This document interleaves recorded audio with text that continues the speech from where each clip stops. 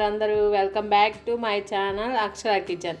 ఇవాళ వీడియో వచ్చేసి ఎన్నో హెల్త్ బెనిఫిట్స్ ఉన్న కరివేపాకు కారపొడి ఎలా ప్రిపేర్ చేయాలో చూపించబోతున్నాను.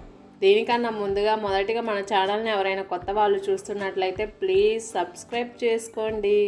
అలాగే వీడియోని స్కిప్ చేయకుండా ఎండ్ వరకు చూసి ఒక చిన్న లైక్ ఇవ్వండి. మీరు ఇచ్చే లైక్ వల్ల మన వీడియో అనేది ఇంకొంతమందికి రీచ్ అవుతుంది.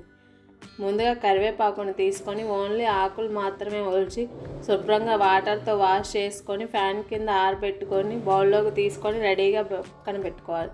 తర్వాత పొయ్యి మీద కళాయి పెట్టుకొని 1 టేబుల్ స్పూన్ ఆయిల్ వేసుకొని ఒలిచి పెట్టుకున్న కరివేపాకును అందులో వేసుకొని లో ఫ్లేమ్లో క్రిస్పీగా అయ్యేంత వరకు ఫ్రై చేసుకోవాలి. కరివేపాకు క్రిస్పీగా అయ్యాక బౌల్లోకి తీసుకోవాలి. తర్వాత అదే ప్యాన్లో 1 టేబుల్ స్పూన్ ఆయిల్ వేసుకొని మినప్పప్పు, పచ్చిపప్పు, ఆవాలు, జీలకర్ర, ధనియాలు వేసుకొని 2 నిమిషాలు ఫ్రై చేసుకోవాలి. తర్వాత ఎండుమిర్చిని కూడా వేసుకోవాలి. ఇవన్నీ కొంచెం ఫ్రై అయ్యాక 5-6 వెల్లుల్లి రెబ్బలు, కొంచెం చింతపండును వేసుకొని వీటన్నిటిని లో ఫ్లేమ్లో ఫ్రై చేసుకోవాలి.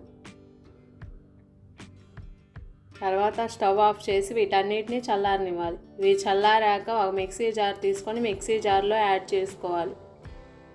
తర్వాత 1 టేబుల్ స్పూన్ ఉప్పు, 1/2 టేబుల్ స్పూన్ టర్మరిక్ పౌడర్ వేసుకొని గ్రైండ్ చేసుకోవాలి. తర్వాత మూత ఓపెన్ చేసి ముందుగా ఫ్రై చేసి పెట్టుకున్న కరివేపాకు ఆకులను కూడా వేసుకొని మిక్సీ జార్ లిడ్ క్లోజ్ చేసి మళ్ళీ గ్రైండ్ చేసుకోవాలి.